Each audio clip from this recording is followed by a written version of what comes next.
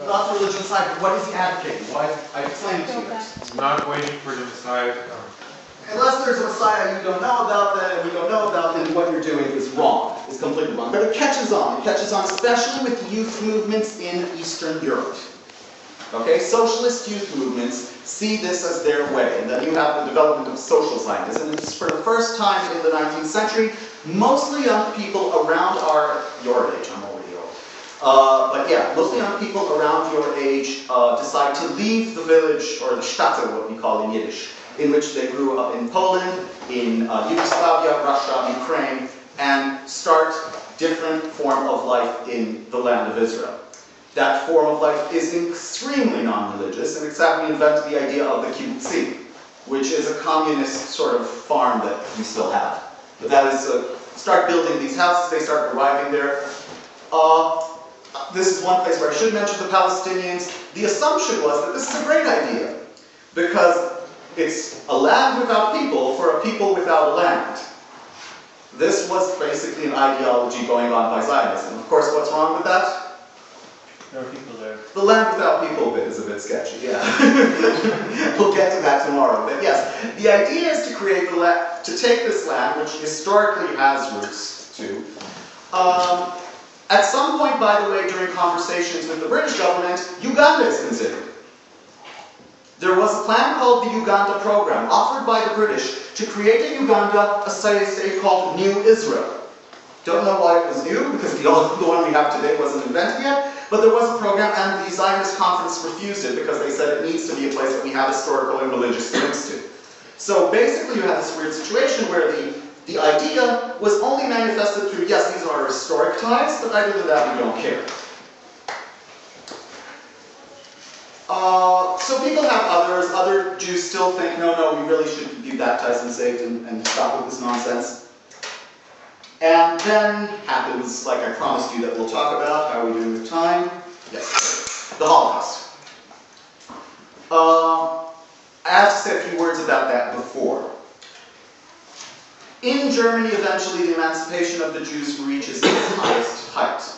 It can only be, I think, in terms of what actually the status of Jews in the Weimar Republic and how stimulated they felt, is only equal or can be compared today to Jews in America. No other country in the world. What you have is Jews in senior positions. You have in every senior position possible, which also is not something that people like. We'll get into that in a moment.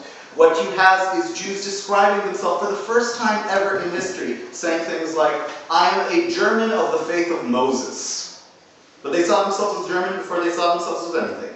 And when World War II happened, you had more Jewish Jews in the German military than in other military fighting at the time. Okay, including the Russian one where they didn't ask. Okay? But in Germany you had Jews volunteering. Nothing like this ever happened. The foreign minister, a Jew.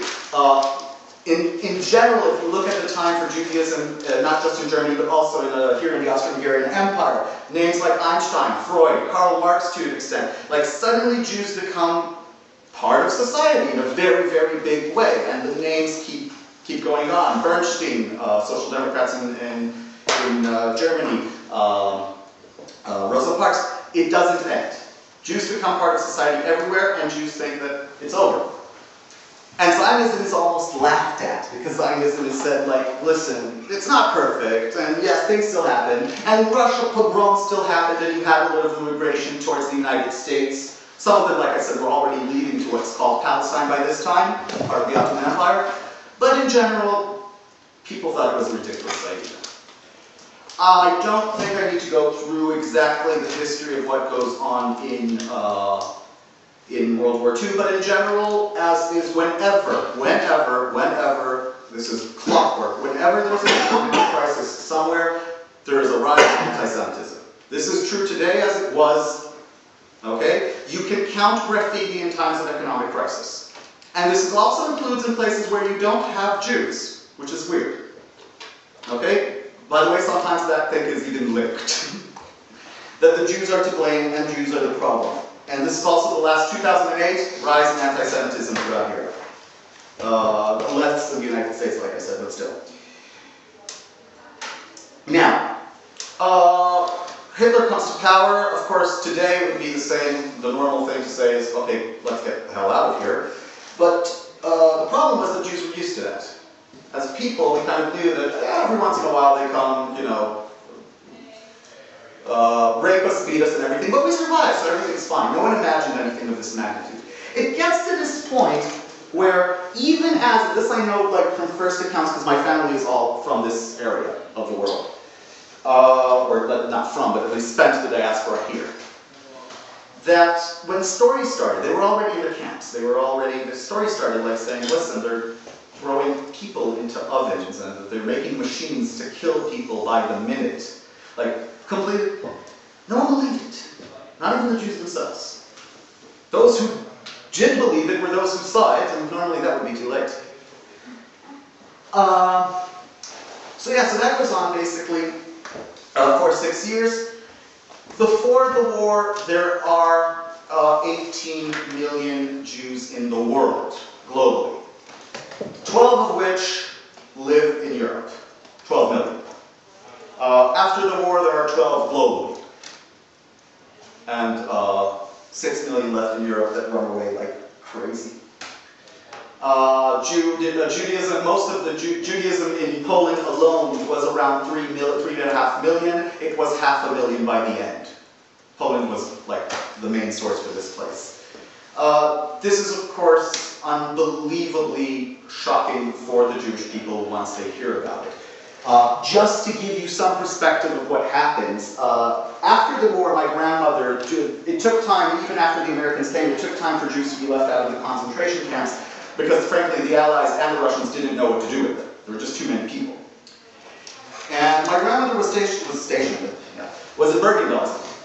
And in Bergen-Belsen, basically they got the news of what happened, and they realized the extent of the devastation, and they realized, and when they say they realized, it happens because you realize that the people you thought that you're going to meet after this is all over, your friends, your family, your brothers, your sisters, suddenly you discover, oh, I'm an orphan and all my brothers are dead. And this is a common story, again and again, a person hearing that everyone's gone, just disappeared off the face of the earth. In Hebrew, in order to describe the death in the Holocaust, we don't use the word murder, we use exterminated. This became an issue later. But yeah, they realize that, and what they do is say, okay, we must continue the Jewish race, and therefore they arrange, within one day, 1,000 weddings of people who met 2 days ago, with the sole objective of creating Jewish babies as quickly as possible in order to start creating what was lost. Just as a point of fact, you know how many Jews live in the world today? 14 million. It was never recovered, and it probably never will be. Judaism is more and more a dying race, as small races are. Jews are feeling more comfortable about assimilation. We intermarry a lot more, and it's a natural course of life. But 1939 was the peak of Judaism, and I doubt it will ever see a similar number again. But that's it. After this happens, people look around them and say, God, the Jewish problem is really a problem. And this is not just the Jews now, it's the world. But inside Judaism, something changes. The only acceptable solution becomes Zionism. People realize that it won't matter how good we have it anywhere, unless we have a country where we are in control. This is going to happen again and again and again. And as a result, mass migration to by now what is now the British Mandate of Palestine starts. This mass migration includes comes from several countries: Germany, Ukraine, generally Europe. That's why a lot of people speak Polish and spoke Polish at the time. And they start creating cities, towns, etc., with the declared aim of eventually creating a state. Bad relations with the local Arab population, and it's important to say that at this time they don't call themselves Palestinian. The concept of a Palestinian is born after the concept of the State of Israel. That doesn't change anything in terms of who's right or wrong, that's just a fact, okay? I'm not that there is no such thing as Palestinians person, so if I say something that sounds like that, that's not true. That's not what I believe. Eventually, the British Mandate ends, and Israel declares its independence in 1948. It has a very brief war with all of its neighbors, all the Arab neighbors. And the Arabs have a problem with this idea. And that problem with this idea, by the way, is partly religious itself. Okay? There is something in Islam called Dar al-Salam, which is the land of Allah, which is basically all the areas of the first caliphate. The first caliphate being the first Muslim empire. Now that's quite big, because this is something that goes all the way from Pakistan to Morocco. And we're right there in the middle. So obviously they attack, obviously they're not happy with the idea of a Jewish presence or Jewish state.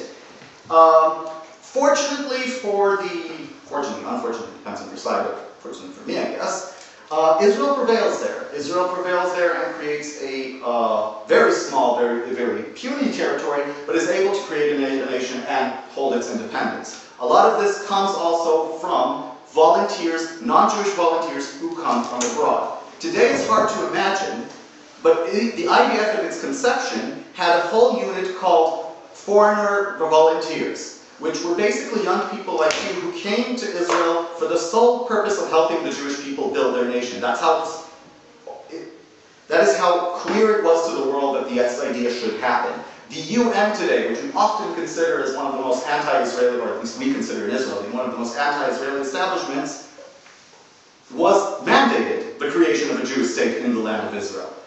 So the world is shocked, the Jews are shocked, and they work into that in order to create this state. Okay? And that is why I said at the beginning, the state of Israel can only be understood as a manifestation of that specific ideology of Zionism and everything that led to it. Now, the reason I think this is important to understand, and not enough to just know that there is a Jewish state there, is because if you want to understand Jewish or Israeli actions, you need to understand the philosophy behind it. After the War of Independence, it becomes very clear to Israel that it will be living by the sword for the rest of its life. I don't know, and I have my doubts whether or not we were completely right in that assumption, but that is the assumption that is taken. And Israel also develops a very unique military system based on the Swiss model, which includes conscription of women, because we're few people and we don't have enough, so everyone needed to be involved. There is also a lot of socialist, feminist dogma involved into this, but it was also a practical thing nevertheless. Women are still conscripted in Israel till today. If you want to, in debate, try to understand where Israel is coming from, and you can, I know, and you're right, there's a lot of things to criticize Israel. And since that, the whole victimhood story I just told you, Israel has done some nasty things, questionable things, and things that need to be answered about. And I have no problem with that, and I think that's true. But when you need to argue in favor of a Jewish state, or in favor of a certain Israeli action, the Iranian bomb, the holding of Jerusalem, that's hard, but okay. Gaza today. I don't want to go too much into the current conflict, but what's happening right now. One of the things you need to understand about Israel or the Jewish people in general, and definitely about Israeli Jews, is one word. Anyone want to guess? Starts with a P? Islam. Islam. That's one word, but that wouldn't be bad. Yeah? Protection. Protection, I was thinking more paranoia. Okay? Now, just because you're paranoid doesn't mean they're not after you. But, yes, it's paranoia. The fact is that Israel, you could say unjustly so, and you'd probably write into a lot to criticize again. I'm not saying you do that. But in order to understand it, you need to think of it from the perspective of a scared people. Now, when we mention the Holocaust for us, this is something that every Israeli kid, maybe that's a bad idea, probably is, but every Israeli kid from the day he is first educated to know that he's Israeli knows what the Holocaust is and knows what it is about. He doesn't know what Germans are, he knows he hates them. Okay? Well, as we grow, we actually have a very good relation with Germany today, but you hear these horrible stories as a kid, you're like, oh, those must be very bad people, whatever they are. Okay? But this is something that we commemorate every year. You cannot read a newspaper for a week in Israel and not find at least 3 references to the Holocaust for some reason. It will always be there. Whether or not we're covering how other people are remembering the Holocaust, whether or not there's a story about 2 brothers who were separated and met now after 60 years, whether or not there's a story about how Holocaust survivors in Israel are treated. If it's well enough, not well enough. But I think that tells a lot that we really, what I said is true. You cannot pass a week in Israel without finding at least one thing about the Holocaust It will be there. It is not by incident, I think he's an idiot for doing it, but that my Prime Minister thinks that whenever he goes abroad, he needs to mention it. Okay? I think it's a stupid thing, but the fact is he's doing that because that's how we speak in Israel. That is how we build our collective identity through this catastrophic event. Now, of course, I'm making a very, very broad generalization here, and many will be done 10 minutes. Okay? But in general, yes, if you want to understand, you need to understand that it comes from this idea that the Zionist solution is the only acceptable and feasible solution to the Jewish problem, and that the Jewish problem is life-threatening to us, and that the Jewish problem is one of magnitude that can destroy us. That is up till now what Israel is in a concept. There are many things more that we can say about Israel. Tomorrow I'll try to go more into what Palestine is and how those two things have a reflection. But right now, about this specifically, please, any questions? Come on, there's got to be something. You hear about this a lot. Oh. Yeah. Yes, please. Why do the Arab countries use Zionism as a word to scare their people? Let's say Iran uses Zionism so often, I can't even count. Like Zionist, this Zionist, as an insult and as a... No, Zionism today is considered an insult by many people. Like, for example, I have relatives who live in Stockholm who are not Jewish. They, you know, a lot of my family married off and stuff like that. And I told him I was a Zionist. He said, "Why do you like war?" Like, that was his reaction. You're absolutely right. Listen, the fact is, and this is something that I will talk about more tomorrow, but the fact is that because of Zionism, and you could justify it, you could explain it, you could believe, but because of Zionism, many Arab people were kicked out of their houses. Okay? According to what they claim, I don't know how much that is true, but probably somewhere in the middle, the Zionists themselves committed massacres on Palestinians during the liberation of 48. Okay? I assume, like, we admit that some things happen, but we say the numbers are much lower, they say they're much higher, but I assume somewhere in the middle is the true number. But yes, a lot of Arab people suffered from this. Now also, there's another thing into this that became a convenient thing. It's good to have a scapegoat. It works very well, especially when you're a brutal dictatorship. Okay, so that also is there. But it is true that there is a legitimate, real pain caused by this to a group of people who have done nothing to the Jews, and we're going to talk about the what we call Jews from the Arab lands later. They didn't have these problems. I mean, of course they were second-class citizens, but trust me, the pogroms and all the shit that the European Jews had to go through, they didn't need that. It's not by coincidence that the Zionist idea develops in Europe. A, they suffered more. B, that was part of the Spring of Nations that also started things like Pan-Slavism, Pan-Germanism, and everything, and there was Pan-Judaism at the same time. The only difference was that Pan-Slavism, Pan-Germanism had an area, and the Jews didn't. Yes? Yeah, Does that answer you? Sorry. Yeah. I was just thinking, maybe you could explain a bit more about how in 1947, let's say, like how did like Israel develop, for example, military and all those things? Why didn't those other countries didn't like do something if they didn't like? Yes, there are several reasons for this. One was very strong contribution from the Jewish population in the United States, which right now is pretty much very much established.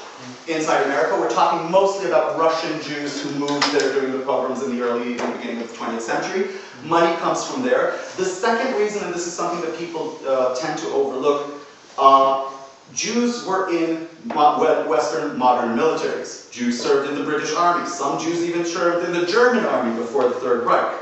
So, while it is true that many of the Jews were straight out of the death camps and everything, in terms of people who understood how to run a military, how it's supposed to, the first Israeli generals, if you go to their Wikipedia page, and there's the allegiance thing, where it says which one, so it always has IDF, and a lot of times before IDF you will have British blah blah blah, French blah blah blah, American blah blah blah. So, one advantage that we did have may not have been in the personnel in the ground, but we did have people who understood military logistics, who understood military decision-making, having been to some of the best Western militaries in the world beforehand. That was a significant impact on that. There is also a lot of the fact that during that specific time, the leaders who are leading the Arab nations specifically, like the newly made Iraq, the newly made Syria, the newly made Egypt, are not as legitimately acceptable as they were. And the soldiers themselves on the ground, the Arab soldiers, didn't care as much about it as the soldiers on the Israeli side. I'm not saying this is a bad thing about them. It was for them like, I'm not going to fight for this Faisal I've never heard about, who some British person put in power. While the Jews had a much more concrete ideology of I'm fighting for myself, and this also affects morale, it also affects the ability to in the war. And the second thing is that we were just lucky, as so many of these things happened. Yes? Sorry, did that answer? Maybe a bit more about like how... Okay, yeah. Okay, go. So how is this Israeli-Palestinian conflict viewed in Israel? You know.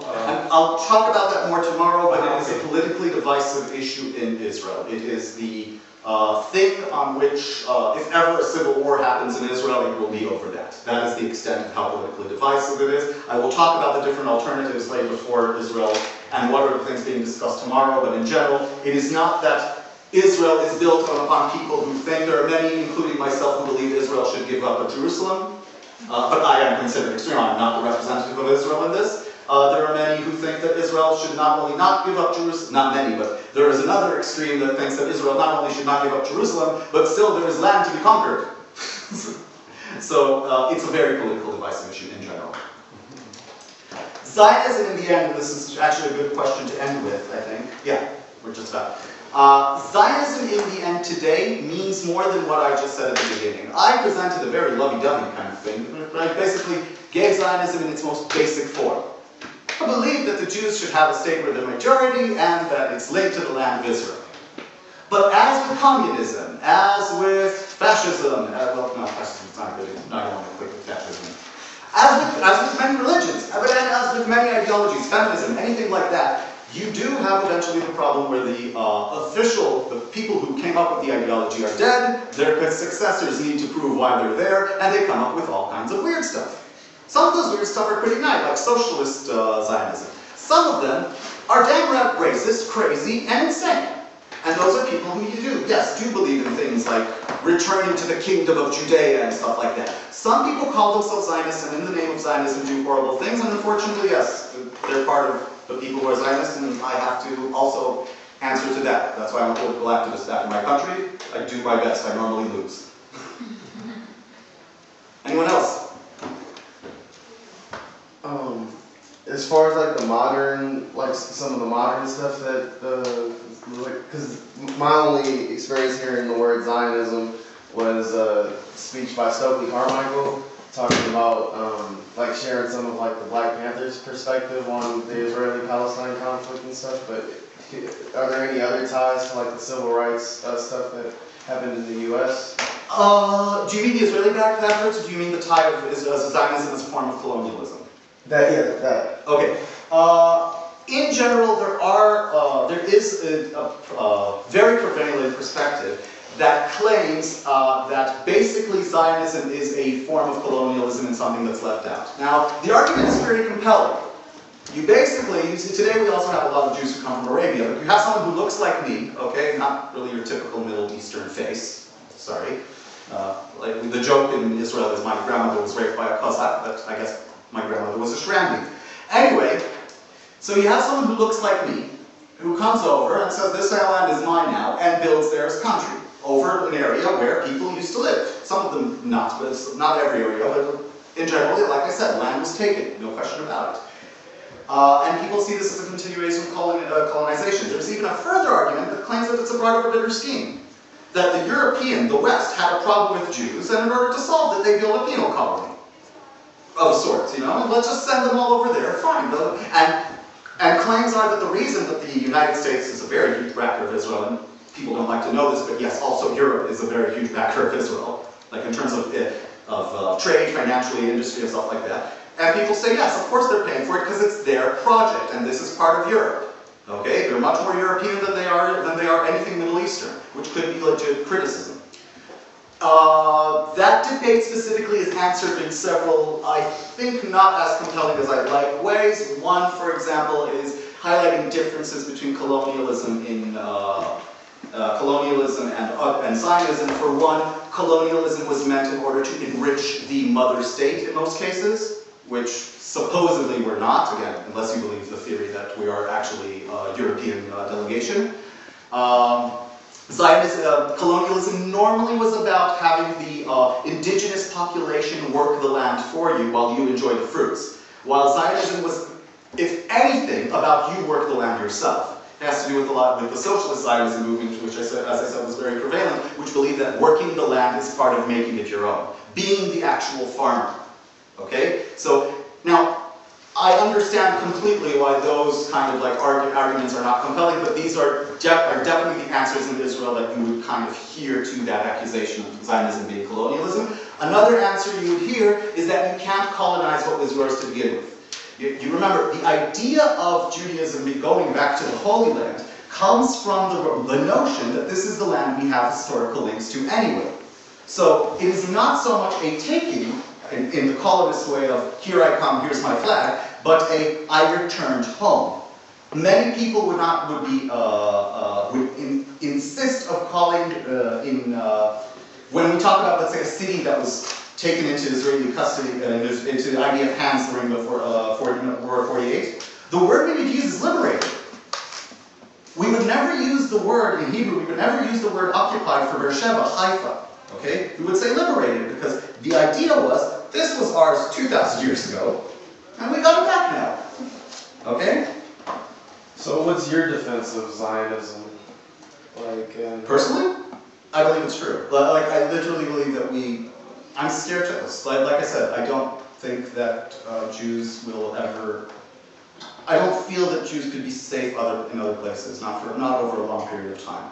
I know that America is probably a very strong evidence to the contrary, but when I go out of a restaurant in Ljubljana and I see graffitis saying something about Jewish people, or in Belgrade, I'm just in Yugoslavia, so I'm using the example I've seen here. When I see in Germany today, which is multiculturalist, and you see people in masks going out in the middle of the street yelling things like Frei, Sozial und National, free socialist and nationalist, with the crosses and everything. When I see that the support coming from the United States is mostly from a very, very strong religious group of evangelists who actually are supporting the Jewish people because they believe that once all the Jewish people return to the Holy Land, Armageddon will come and then we can kill all the Jews. And this is a very common evangelism, of huge supporters of Israel. That scares me.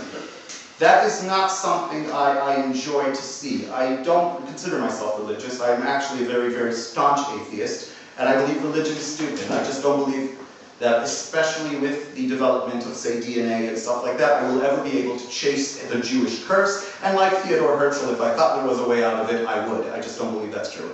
I do not believe that the Jews were chosen by anyone except Hitler, and I really don't think that there is such a thing as a God, chosen people around that. Those things are sick to me, and I love my bacon, but I just look around myself and I just don't have the safety that tomorrow will necessarily be a safe day for Jewish people.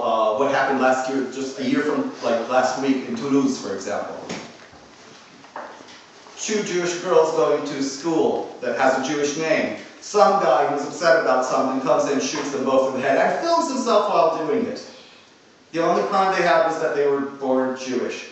And I could say a lot of things about Israel, and Israel is horrible in a lot of things, and Israel deserves criticism in a lot of things, and it doesn't mean, and it should not be scot-free of criticism at all. And I don't believe in the idea that being anti-Israeli is anti-Semitical or anything like that.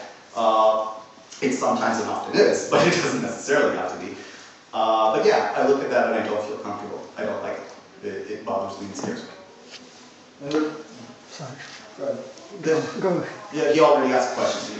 When a Jewish citizen is asked about his nationality, what is the answer? In Israel? Yeah. Israeli. Israeli. Yes. Today we say Israeli. You say Israeli. Well, a Jewish Israeli would say Israeli. Yes. An Arab normally would say Palestinian, even if he was an Israeli citizen. Mm-hmm. Some would say Israeli, but that is not the majority and not in all, I think, representative. But yes, today we say Israeli, we say, I sometimes say Hebrew, but I'm a local. Yes? So, we were talking about present day problems, you know, the there's everything. Where do you think that those problems are stemming from in the present day? And do you think that these are a reincarnation of 500 years ago, 1,000 years ago, or? I don't know, to be honest. I had a history professor, no, he was moral ethics actually professor, who said something like, when something is so entrenched in tradition, it almost is part of the religion itself, in a way. The idea of the Jew as the villain, it doesn't disappear over a generation, no matter how shocked you are from the Holocaust. The idea that it will always be in the background. Listen, I do this a lot. I tell jokes about interest rates and stuff like that. I make fun of myself being Jewish, and I don't mind that. But the fact is, everyone knows why they're funny. But I think that's a very good, a lecture from Zizek. Slavoj Žižek, and explains in his book, starting from the beginning, in which he kind of portrays the fetishization of the capital in the image of the Jew. Basically, it's not about the Jews, it's about the capital, because the people do not understand the ways of economy. They need a picture in which they can manifest that capital in. Basically, yeah. Oh, definitely in terms of the rise of it in recent years, I definitely link it to economic times. I believe those things, that will always happen. The next crash, whenever it happens, so long as we have the system that we have, will come with rise in anti-Semitism in Western cultures, and also, by the way, recently in some Japanese cultures. I don't need to tell you how many Jews there are in Japan currently, okay? Can you explain that link, the economics to Jews again? Basically, because, like I said, because Jews tended to deal in banking, because Jews tended to deal in things where they had a comparative advantage, what happens is that a lot of time the idea of the economy, the idea of being poor, is when you had interaction with Jews. You had interactions with Jews, and because, of course, the idea that you shall not take loans, which is one of the teachings of Jesus Christ. But because of this, and Jews became the people who could give money, you can see it very interesting. Shakespeare has a great quotation of it in the Merchant of Venice, Shylock, in which the whole story is about this Jewish moneylender who is doing his traditional work. And basically, the theory is that one of the things that happens is that because whenever you come in contact with your loan shark, it's never a pleasant experience. The only time people heard about Jews was from stories, and the only time they actually had interaction with Jews was when the Jews wanted their money back. Okay? And that was unpleasant. And that kept this kind of a thing of Jews control the economy. To make it worse, Jews actually do very, very well in financial sectors. That's true. Much more than their population. Okay? Jews also do much more better in Nobel Prize at the same time. But things, let's say, Benny Meinhof, okay? Bernie Meinhof, the fact that he was Jewish was a horrible thing for us, okay? Like, literally, that annoyed the hell out of us because that was the most typical you could behave in the way that we're trying to get rid of. Anything else? What would you say about Horowitz, if you know who I mean? Which one? From America. Horowitz, it's Ideologies for American Republican Party or something like that. I was watching his. I'm not too familiar with it, but yeah, like you can find a Witz. The Witzes, the Steins, all over American politics, all over American. I mean, like I said, the only thing similar to what you had in Weimar Republic is the United States of America of today, where it seems that Judaism reached a very high level of acceptance that is unique among minorities in the United States, I think, in terms of how accepted it is, especially religious minorities. I don't know how it will last, and I don't know what's going on, but yeah. Yes? Why did Hitler choose Jews to... Because at first, Hitler specifically was raised, he had a teacher when he grew up in Austria that taught him the ideology of why the Jews are to blame for everything. But it's very convenient. Jews were doing extremely successful, like I said. Okay, just if you look at the amount of doctors in Germany in Weimar Germany, okay? A third of which were Jews. 2% of Jews were of the population, but a third of doctors. Everywhere you went, you had Jews doing better and better and better. Jews were doing very well for themselves. It's very easy to come to a bunch of people who are gruntled, unhappy. They have to pay war reparations to France. The Reichsmark is going through the roof. And all I have to do is tell you, you know who's to blame? That guy. And look, he took your job. It's an easy target. Very easy target. Because before Hitler, I don't think this anti-Semite... You entered in the middle. I get quite a bit of before Hitler. Like, we started way back. Oh, really? Yeah, it was quite a bit. No, Hitler wasn't original. He was very good at what he did, I guess. But okay, thank you very much.